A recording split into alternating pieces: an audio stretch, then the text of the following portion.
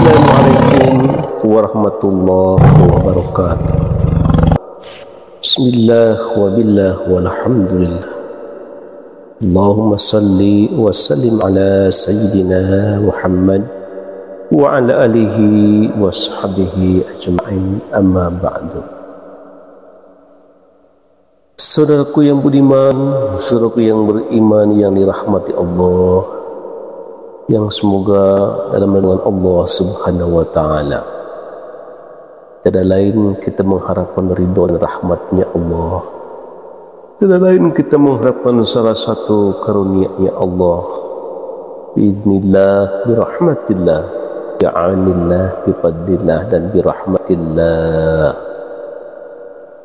Saudaraku yang beriman, saudaraku yang beriman, semoga kita tetap memberikan salah satu kenikmatan, nikmat iman dan Islam kita, nikmat sehat dan nikmat sehat jasmani dan rohani kita. Semoga kita, saudara-saudari kita, tetap dalam lindungan Allah Subhanahu wa taala. Dalam satu kehidupan tetap kita melihat saudara kita, melihat keluarga kita, melihat di sekeliling kita masih banyak orang-orang yang diuji oleh Allah dengan berbagai macam ujian. Halnya lain di antara penyakit kehidupan yang sehari-hari, yang tadinya nikmat hingga menjadi tidak nikmat, yang dinamakan sehat, yang dinamakan sakit. Itulah salah satu dikuranginya kenikmatan oleh Allah, yaitu nikmat kesehatan, baik sehat jasmani maupun sehat rohani kita. Hadirin saudaraku yang budiman, dalam waktu kali ini banyak orang-orang yang begitu aneh dan nampak dalam beberapa hal-hal penyakit itu, dan beberapa penyakit-penyakit misterius yang tidak masuk akal, bahkan penyakit medis maupun penyakit non medis. Di sewaktu dulu itu, di antara masih teringat dalam satu pengalaman, di waktu ada orang sakit yang tidak lain itu penyakitnya penyakit rahasia Allah, penyakitnya penyakit rahasia di balik rahasia Allah, yang pada intinya sembuhnya itu karena rahmat Allah, karena fadl Allah, dan karena rahasia Allah. Karena manusia pada umumnya tidak tahu apa-apa, manusia umumnya tidak bisa apa-apa melainkan hanya izin Allah semata.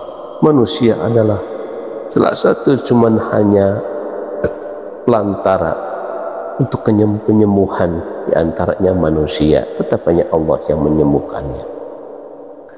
Masih teringat di waktu itu, kalau tidak lupa beberapa tahun yang lalu, di rumah sakit MMC Cileunyi, itu ada saudara-saudari saya, teman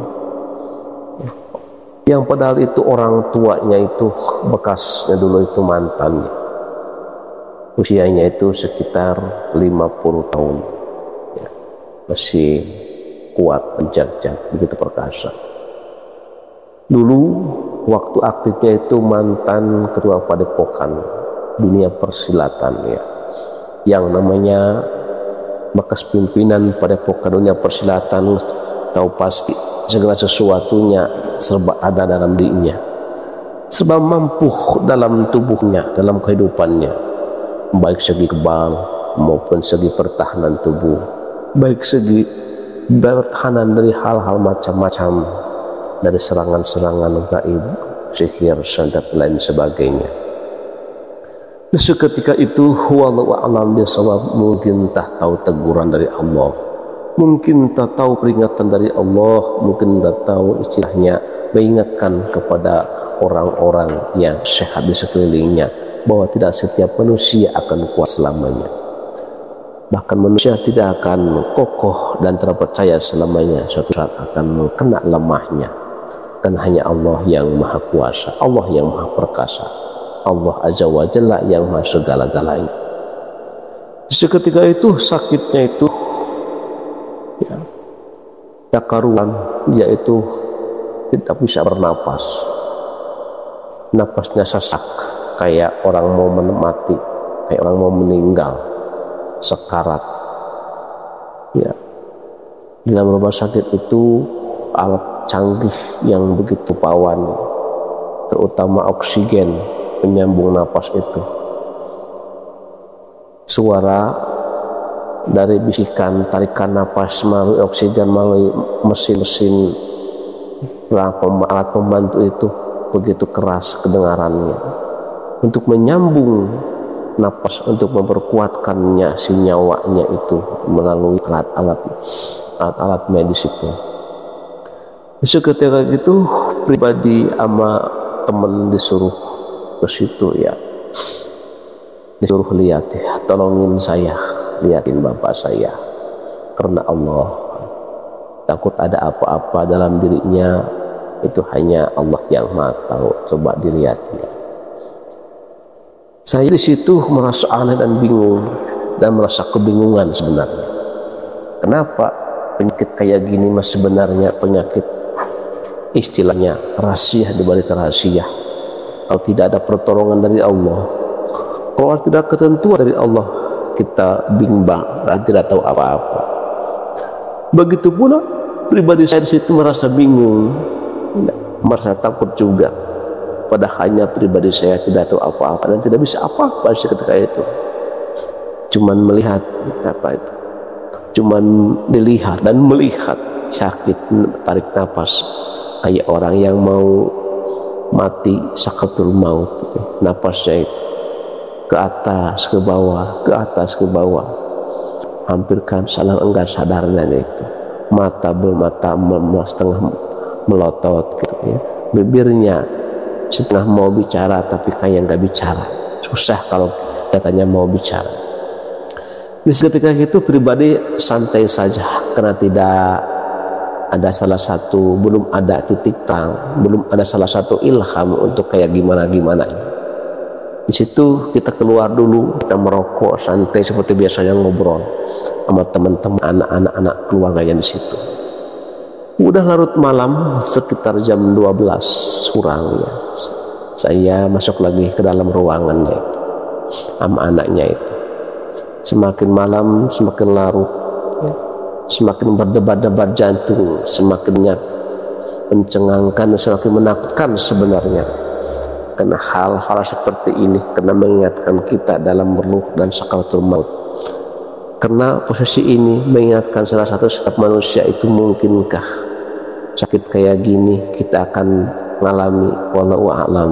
Mungkinkah setiap manusia ini akan mengalami seperti ini? Kalau ya sakaratul maut pasti semuanya akan mengalami, tapi naudzubillah tsumma naudzubillah. Di situ hati merasa sangat kasihan dan tersentuh.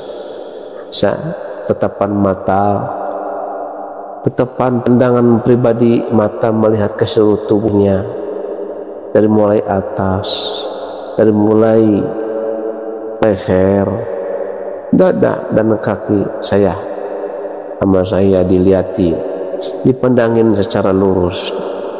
Dalam hati hanya minta kepada Allah, iya Allah, jikalau kesembuhan hanya milik Allah, tolonglah perlihatkanlah kesembuhan ini depan mata dengan cara keajaiban-Mu ya Allah. Karena segala sesuatu penyakit darimu hanya Engkau yang bisa mengambil ya Allah. Seandainya kalau orang ini bisa usia panjang, tolonglah berikan satu kesembuhan ya Allah. Tapi seandainya kalau usianya sampai di sini, tolong ya Allah, kasihanilah dia, ampunilah dia dan segala dosa-dosanya. Berikanlah salah satu istilahnya ruh yang keluar begitu lembut ya Allah. Di situ semakin lama memandang, tetap dalam hati kita berzikir kepada Allah. Apa yang kita bisa, apa yang kita punya, sedikit amalan kita mulai dibacakan perlahan-lahan. Di seketika itu mungkin wallahu alam dan takdirnya dia dan kudrat idrodatnya Allah orang yang sakit itu mendadak bisa ngomong, tapi tetap napasnya hampir mau lepas pakai oksigen. Dan cuma ada satu kata yang saya dengar, yang dia pinta, bahasanya, "Kang, tolong saya. Jikalau dalam diri saya takut ada apa-apa yang menghalangi dalam tubuh saya, baik ilmu-ilmu kejawen, baik ilmu-ilmu hitam yang menghalangi untuk kepergian saya. Takut ada apa-apa, takut ada gangguan yang tidak diinginkan, saya minta dikeluarin. Takut ada ilmu-ilmu saya yang tidak hak dalam diri saya minta tolong sekali, minta dikeluarin."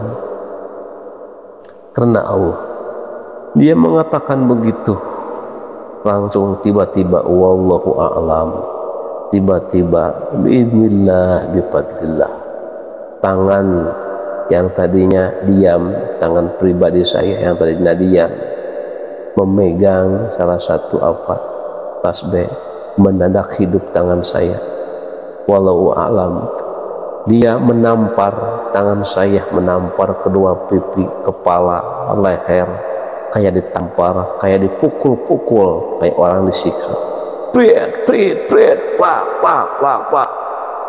Dari mulai kepala, dari mulai kedua bibir, dari mulai leher, semuanya anggota tubuh itu saya pukul-pukul, prit, sampai terakhir, titik terakhir dari kaki. Setelah itu udah saya tarik, langsung pegang, dilempar, walau a'lam, langsung saya pergi, tidak melihat ke belakang lagi. Ayo kita pulang, tak juga sembuh. Sambil saya berkata begitu, sambil tidak menoleh lagi ke belakang, sambil pulang, turun dari lantai. Sesudahnya di luar rumah sakit, kita baru sadar kejadian itu adalah di luar nalar bagi saya. Karena biiznillah, bifadlillah, bi'aunillah, bi'iradatillah, dan dirahmatillah ta'ala, segala sesuatu dengan rahmat Allah. Makanya ilmu seketika kalau waktunya itu insya Allah akan hadir, meskipun tidak dipanggil, meskipun tidak dipertonjolkan, akan menonjolkan sendirinya. Sama seperti itu, kita menyadari bahwa kejadian itu di luar nalar pribadi saya. Karena yang menggerakkan wallahu a'lam siapa, yang memukulkan, yang mentabuk-tabuk yang sakit itu adalah siapa, itu mungkin salah satu rahmat Allah, mungkin salah satu pertolongan Allah melalui kedua tangan saya. Setelah itu saya langsung pulang. Sampainya di rumah sekitar jam 1, ada anaknya nelpon, "Assalamualaikum Kang, alhamdulillah bapak saya udah keluar dari rumah sakit, udah pulang dari rumah sakit, sekarang udah di rumah, sekarang sembuh seketika. Begitu akan pulang, dia napasnya normal kembali, Kang, alhamdulillah." Saya sangat tercengang dan gembira, alhamdulillah, berarti ada izin Allah, dia masih bisa menghirup napas lega, artinya usianya masih panjang. Karena pada umumnya tanpa izin Allah semua tidak akan terjadi. Pada umumnya ada rahmat Allah tidak akan tertolong, tidak akan selamat dari pertolongan Allah kalau tidak ada izin Allah dan rahmat Allah. Semuanya penyakit itu hanya dari Allah, ya. Kembali kepada Allah Subhanahu wa ta'ala. Alhamdulillah, udah seketika itu tidak merasakan sakit lagi, ya. 2 tahun, 3 tahun sampai 5 tahun dia itu usianya tua, tidak sakit lagi.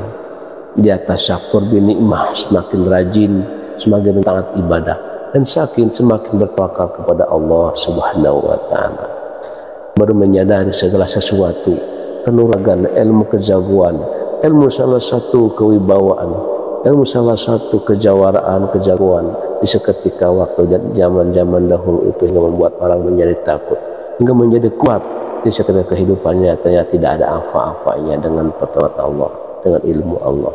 Di seketika lanjut usia, dia kalau tidak dibuang, itu akan membawa petaka dalam kehidupannya. Yang ditakutkan ilmunya itu akan tidak sempurna untuk kematiannya bagi orang-orang yang meninggal, orang-orang yang mempunyai ilmu zaman dahulu yang tidak haknya, takut menjadi salah satu bermasalah di seketika waktu usia terakhir lanjut atau sakaratul maut. Saudaraku yang budiman, saudaraku yang beriman, itulah salah satu sedikit pengalaman di antaranya mengalami salah satu keanehan dan keajaiban yang namanya rahmat Allah, yang namanya izin Allah. Tidak harus dengan melalui media apapun, harus melalui media air, tidak harus melalui media-media yang kita lihat. Dengan kehendak Allah semuanya akan terjadi, baik dengan melalui lisan atau tangan dengan pikiran, kun fayakun, insya Allah akan ngasih Allah kesembuhan, akan Allah menjadikan dengan keinginan di Allah, dengan keinginan dia, dengan kudratnya dia akan menjadi sembuh seketika. Saudaraku yang beriman, saudaraku yang beriman, itulah salah satu kisah mudah-mudahan di balik itu kita menjadi salah satu cermin bagi kita dalam kehidupan kita, terutama bagi pribadi saya sendiri. Semoga kita tetap berikan salah satu kekuatan iman, kekuatan Islam kita, antara lain sehat jasmani dan rohani, kuat iman Islam kita. Ya Allah, mohon ampunan kepadamu ya Allah jika diriku salah dalam perkataan ini. Semoga ada manfaatnya. Sekian dan terima kasih. Wassalamualaikum warahmatullahi wabarakatuh.